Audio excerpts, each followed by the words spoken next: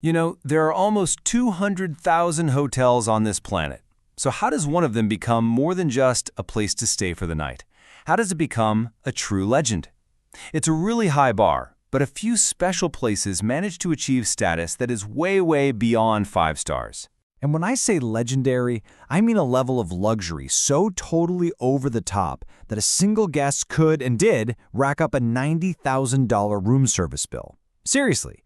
So let's find out how a hotel gets to that level.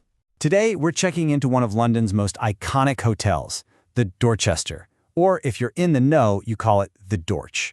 And its journey to fame was no accident. It was planned from day one. We're going to dive into how this hotel, which was built to be the absolute peak of modern, somehow transformed itself into a timeless legend.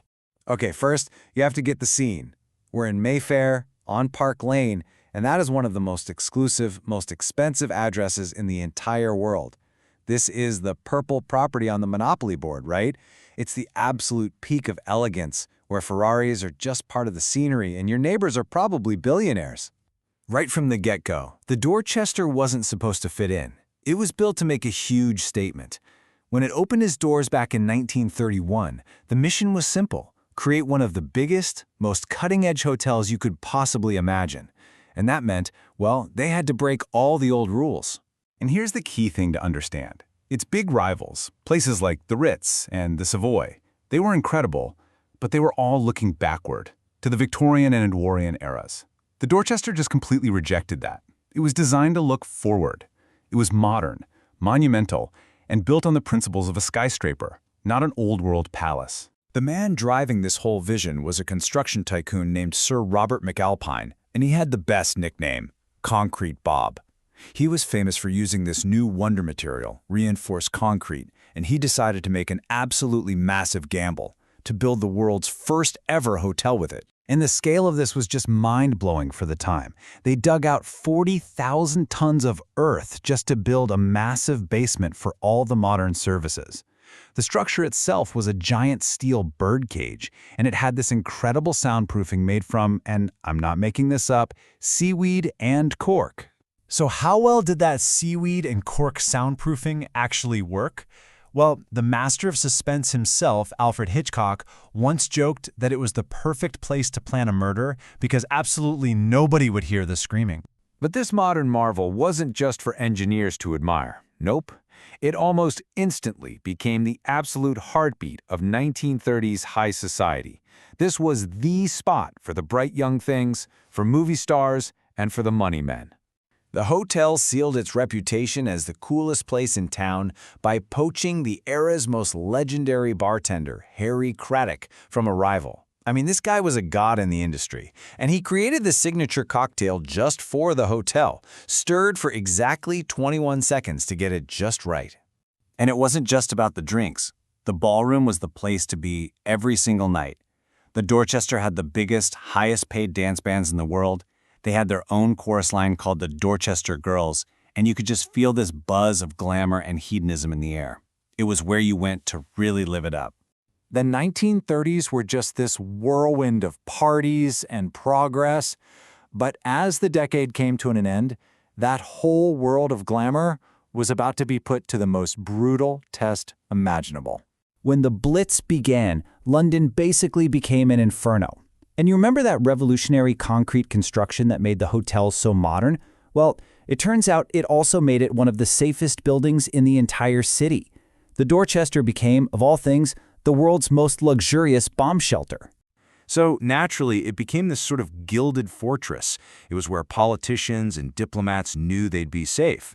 Winston Churchill held meetings there, and General Eisenhower, get this, actually planned the D-Day invasion from his suite inside the hotel.